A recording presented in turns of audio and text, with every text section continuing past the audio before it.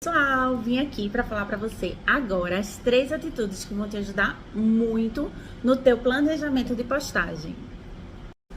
A primeira atitude é: tenha um bloco de notas. Parece besta, né? Mas isso vai lhe ajudar muito. Por quê?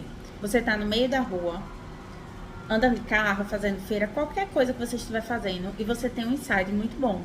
E você não anota aquilo no lugar certo, às vezes anota numa conversa de WhatsApp, mas não no bloco de notas organizado que você utiliza para aquilo. E aquela ideia se perde. Uma ideia que poderia ter sido muito boa, que pode trazer muitos frutos para você, acaba se perdendo por besteira, porque você não anotou no lugar específico. Então, o primeiro conselho é: tenha um bloco de notas, onde tenha lá ideias para postagem. Por exemplo, o que eu uso é o Trello, ele me ajuda muito.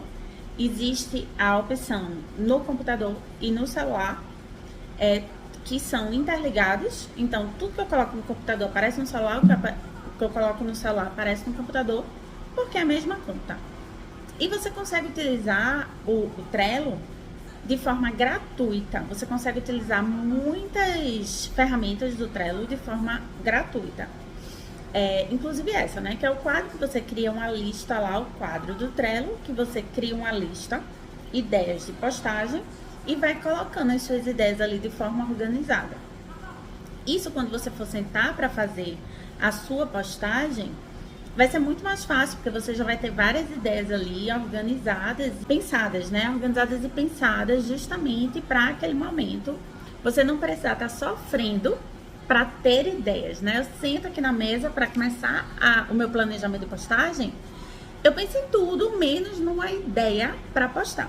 Então, quando você já tem aquelas ideias ali anotadas, isso vai facilitar muito a sua vida. Dentro dessa dica, eu vou dar uma dica extra, que é criar um e-mail no Gmail. E lá nesse e-mail que você vai criar, você vai ter a opção de ter acesso ao Drive do Gmail. No Drive do Gmail, você tem lá os documentos que você cria. E ali é que nem o Word, né? Só que na nuvem. Você vai anotar os seus textos. Anotou o seu texto ali, pronto, tá salvo, porque aquilo ali tá na nuvem. Você não tem como perder, como quando você faz, por exemplo, no Word, né? Que de repente dá um problema no seu computador e você perde aquele documento. Então, assim, ter uma ideia é possível.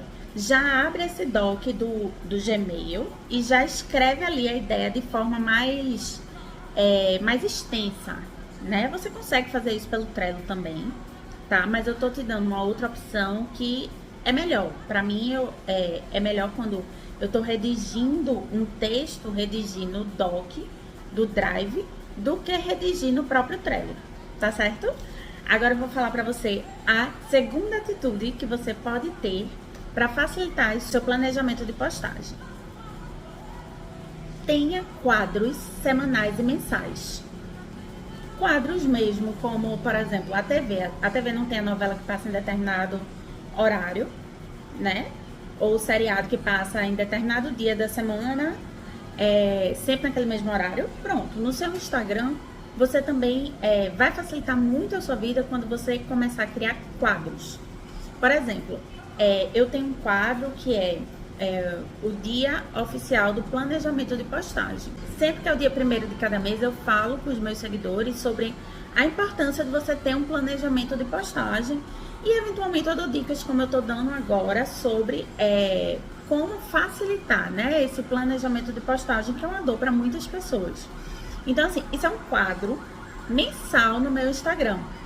E esse quadro eu consigo levar tanto para os stories quanto para o feed. Às vezes eu consigo reaproveitar, por exemplo, uma postagem que eu fiz de feed pode ir para o story relacionada a esse quadro, uma postagem que eu fiz de story pode ir para o feed. Então, ter quadros vai facilitar muito a sua vida, porque você não vai precisar estar sempre pensando ali, o que é que eu vou postar hoje, o que é que eu vou postar essa semana. Não, tenha quadros. O quadro, de repente, vamos dizer, né, Dica Amiga. Um Instagram de turismo que tem um quadro Dica Amiga. onde lá você vai falar de restaurantes, né, específicos de algum lugar, que pode ser um quadro quinzenal, certo? Pode ser um quadro semanal. Então, assim, você vai ver qual é a melhor opção para seu nicho específico. Além disso, é importante que você veja também a aderência dos seus seguidores a esse quadro, tá? Vamos lá, vamos criar um quadro. Eu acho super legal, bacana falar sobre aquilo. Acho que é muito útil para minha audiência, mas não tá tendo nenhum feedback ali da minha audiência. Então a gente tem que rever, né? Ou rever o quadro todo, ou rever o conteúdo que está sendo colocado dentro daquele quadro, beleza? Agora eu vou falar para você a terceira atitude que vai te ajudar com o teu planejamento de postagem. A terceira atitude eu já falei até brevemente quando eu falei da segunda, reutilize as suas postagens. Como? Uma postagem, vamos dizer que você recebe uma caixinha de pergunta, você abre a caixinha de pergunta e recebe ali uma pergunta muito boa. E você dá uma resposta e a sua resposta fica muito boa.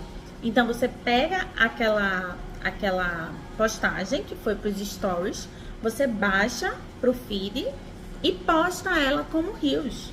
Se você não quiser postar no mesmo dia, eu já coloquei hoje nos stories, não estou a fim de postar hoje como Reels. Arquiva aquela postagem, salva no celular, cria uma pastinha dentro do seu celular somente para essas postagens.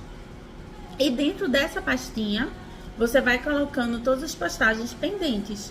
Então, você consegue reutilizar um feed, uma arte que foi muito boa. Vamos dizer, você fez uma arte em carrossel, ela foi muito compartilhada, ela foi muito salva.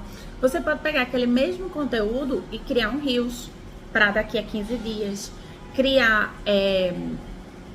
uma live, porque a live você vai conseguir explicar muito melhor aquele assunto, trazer aquele conteúdo também para os stories.